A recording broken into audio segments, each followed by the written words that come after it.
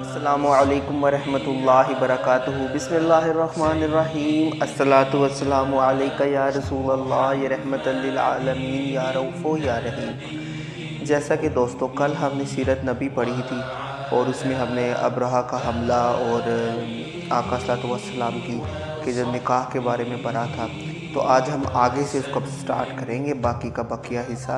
تو آئیے سٹارٹ کرتے ہیں۔ تو جی دوستوں، سیرت نبی شروع کرنے سے پہلے ایک دفعہ گزارش ہے آپ سب دوستوں سے کہ دل سے ایک دفعہ درود شریف پڑھ دیجئے۔ الصلاۃ والسلام علیکہ یا رسول اللہ، یا رحمت للعالمین، یا رؤوف یا رحیم۔ انجمن حلف الفضول۔ یوں تو سارے عرب میں گمراہی پھیلی ہوئی تھی، ہر طرف بد نظمی اور انتشار کا ماحول پایا جاتا تھا، کمزوروں کا جینا دوبر ہو چکا تھا، انصاف نام کی کوئی چیز نہیں تھی۔ مکہ کی حدود میں بھی کچھ اسی قسم کے حالت پائی جاتی تھی۔ باہر سے کوئی تاجر مال لے کر آتا تو لوٹ لیا جاتا یا مال خرید کر رقم نہیں دیتا، کوئی کسی کا حق دبا بیٹھتا۔ سرکار دو عالم صلی اللہ علیہ وآلہ وسلم کو ان خرابیوں کے باعث بہت دکھ پہنچتا تھا، مگر سنجیدہ اور انصاف پسند لوگوں نے حلف الفضول کے نام سے ایک انجمن کی بنیاد رکھی، جس کا مقصد یہ تھا کہ ہر اس مظلوم کی حمایت کی جائے جو شہر مکہ کی حدود میں پایا جائے، خواہ وہ وہیں کا باشندہ ہو یا اجنبی۔ رسول اللہ صلی اللہ علیہ وآلہ وسلم نے اس عمل کو بہت پسند فرمایا۔ خانہ کعبہ کی اس اور نو تعمیر۔ یہ تو سب ہی جانتے ہیں کہ آج سے 1000 سال پہلے حضرت ابراہیم علیہ السلام نے خانہ کعبہ کی بنیاد رکھی۔ تعمیر میں حضرت اسماعیل علیہ السلام نے بھی حصہ لیا۔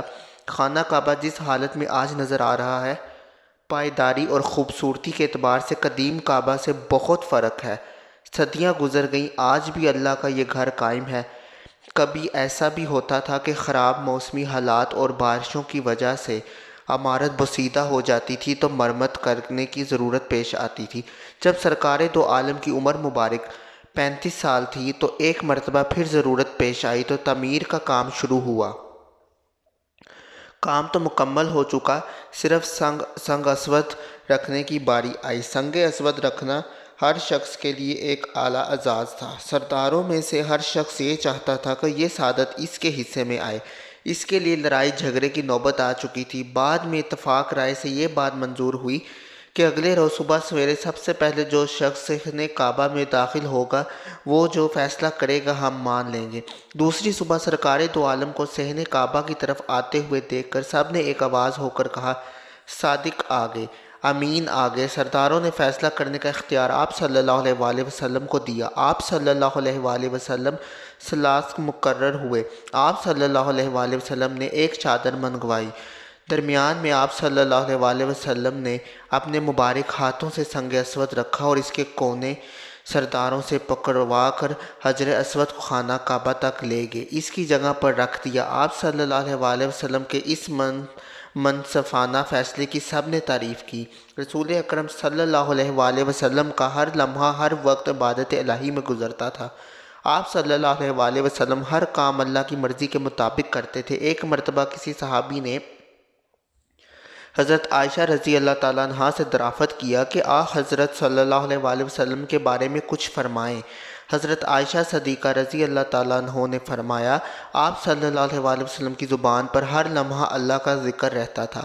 مکہ معظمہ سے 3 میل کے فاصلے پر ایک پہاڑ ہے، یہاں ایک غار ہے، یہ جگہ بالکل سنسان ہے، یہ غار حرا کے نام سے مشہور ہے۔ اللہ کے رسول صلی اللہ علیہ وآلہ وسلم کئی دن تک اس غار میں گزارتے، اللہ کا ذکر کرتے اور عبادت میں مصروف رہتے۔ آپ صلی اللہ علیہ وآلہ وسلم ذکر الہی میں مشغول تھے کہ اچانک ایک نورانی جسم نمودار ہوا، یہ جبرائیل علیہ السلام تھے۔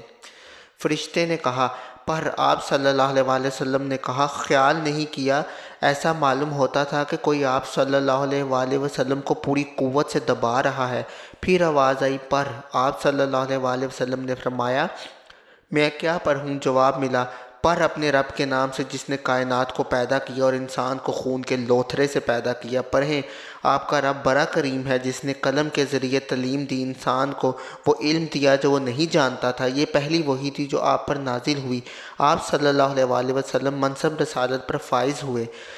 اللہ کے رسول گھر تشریف لائے۔ حضرت خدیجہ سلام اللہ علیہ سے غار ہرا میں جو کچھ ہوا آپ صلی اللہ علیہ وآلہ وسلم نے سنا دیا۔ حضرت خدیجہ رضی اللہ تعالیٰ عنہ نے جیسے ہی آپ صلی اللہ علیہ وآلہ وسلم کی زبان مبارک سے سنا فوراً ایمان لے آئیں اور فرمایا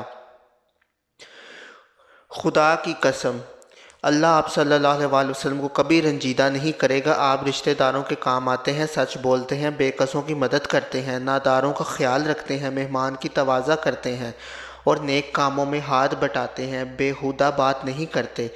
حضرت خدیجہ رضی اللہ تعالیٰ عنہ آپ صلی اللہ علیہ وآلہ وسلم کو اپنے بھائی ورقہ بن نوفل کے پاس لے گئی اور واقعہ بیان کیا۔ وہ الہامی کتابوں کے عالم تھے، پکار اٹھے پاک ہے محمد صلی اللہ علیہ وآلہ وسلم پیغمبر ہیں، پریشان نہ ہوں۔ حضرت خدیجہ الکبریٰ سلام اللہ علیہا، حضرت علی رضی اللہ تعالیٰ عنہ، حضرت زید بن حارث رضی اللہ تعالیٰ عنہ جو آپ صلی اللہ علیہ وآلہ وسلم کے غلام تھے، اور درینہ رفیق حضرت ابو بکر صدیق رضی اللہ تعالیٰ عنہ آپ صلی اللہ علیہ وآلہ وسلم پر ایمان لے آئے اور آپ صلی اللہ علیہ وآلہ وسلم کی نبوت کی تصدیق کی۔